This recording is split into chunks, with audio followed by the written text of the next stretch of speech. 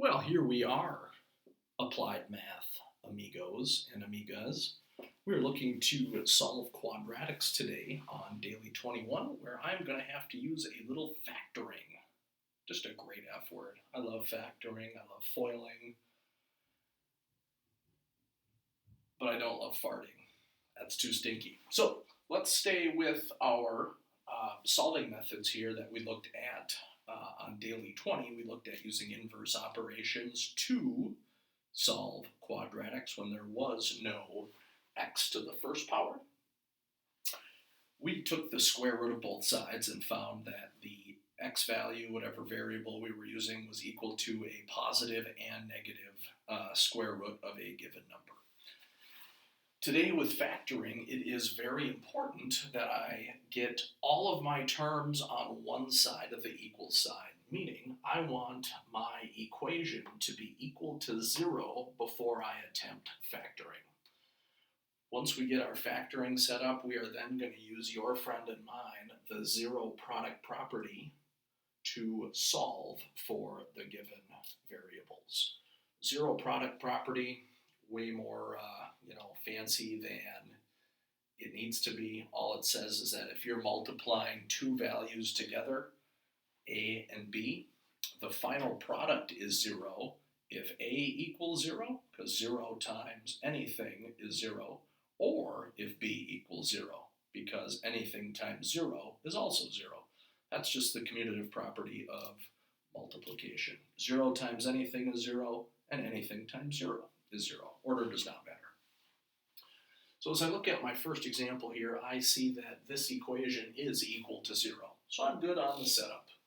So I'm going to get my binomials set here to hope to factor this quadratic equation.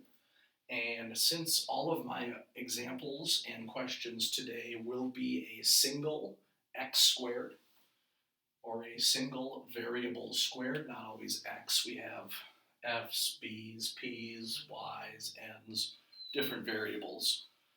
So I am going to find two numbers that multiply to make my c, my n value, and then add together to make the middle b value right there.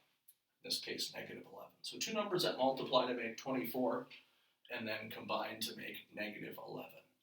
Well, negative 8 times negative 3 is positive 24, and then negative 8 and negative 3 combined make negative 11. So now I've factored it. Now I need to use that zero product property to find what values I can plug in for the given variables to make each parenthesis set equal to 0. So in the first set, what number minus 8 is 0? These you can probably do in your head. Oh, 8, that's right. So positive 8 is 1 result, because 8 minus 8 is 0. 0 times 8 minus 3, 5. 0 times 5 is 0. Or my second parenthesis here could equal 0. X minus 3 could equal 0. Oh, x equals 3.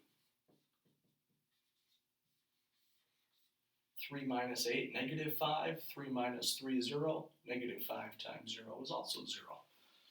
So again, after I factor, I need to go one step further and figure out what number I can plug in to that parenthesis set to make each individual binomial there a 0. Example 2, my equation is equal to 0, so I am now ready to set up my factorization.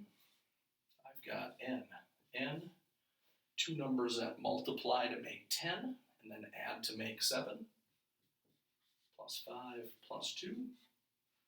5 times 2, 10. 5 plus 2, 7.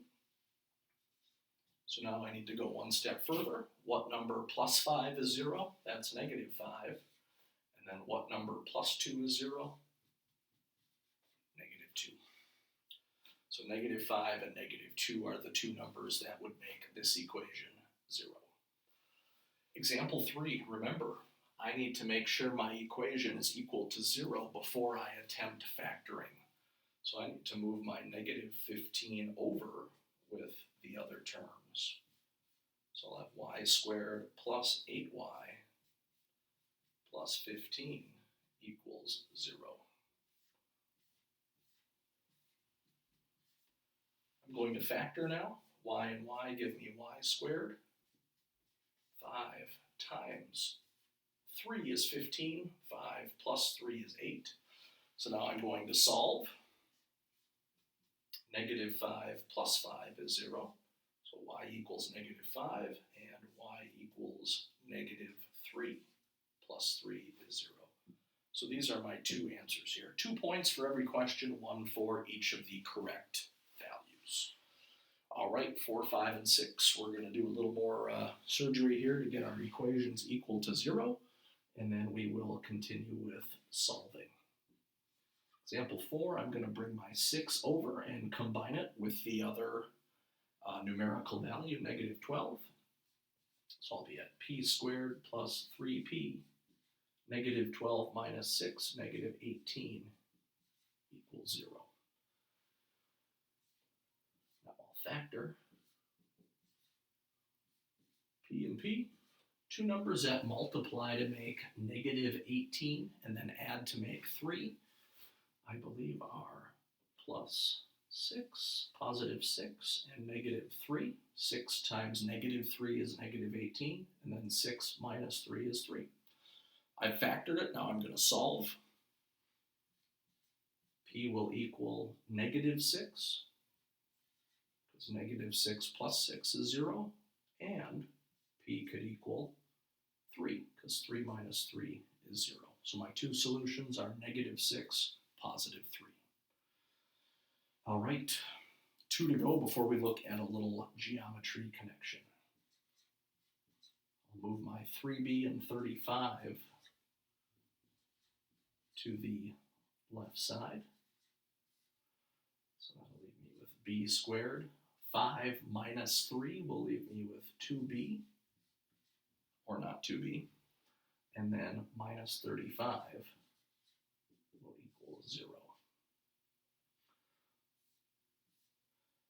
As I factor, b times b will give me b squared.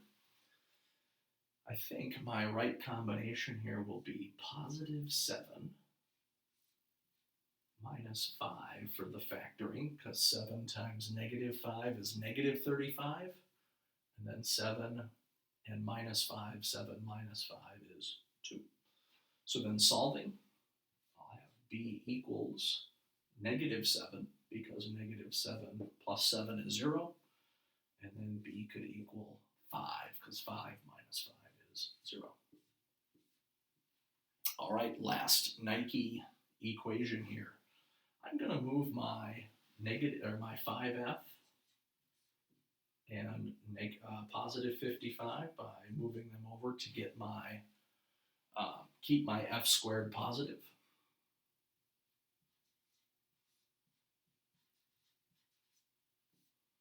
So I'm going to have 0 equals f squared. I've got negative 5f. And then 5 minus 55 is negative 50. So I'll now factor ff. Then if I go negative 10 plus 5, negative 10 times 5, negative 50, negative 10 plus 5, negative 5. Then I'll solve. F could equal 10. Or f could equal negative 5. There we have it. The other type of question you'll see today is an area of a rectangle example, and we are told here that the area of a rectangle is 30 square feet. So the length times the width will equal 30. That's area of a rectangle. Length times width is 30. I am also told if the length is, so the length is equals 7 feet longer than the width. 7 more than the width. I want to know what are the dimensions of the rectangle. So what I'm going to use here is substitution. I have two equations, two variables, and I have a single and positive L equals W plus 7. I'm going to put W plus 7 and plug it in for L right here. So W plus 7 times W will equal 30. I'll multiply.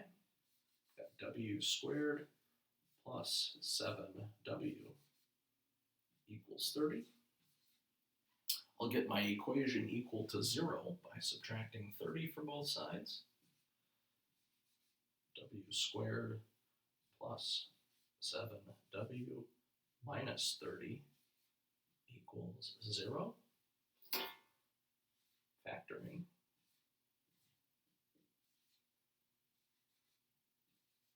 I'm going to have plus 10 minus 3, because 10 times negative 3 is negative 30, and then 10 minus 3 is 7.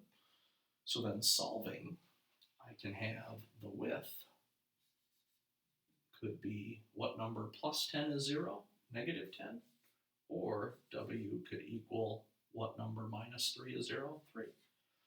Now we're talking about length and width here of a rectangle. One of these answers is not possible, and that, I hope you would know, is negative 10. You cannot have a measurement that is a negative number. Length and width are, positive values.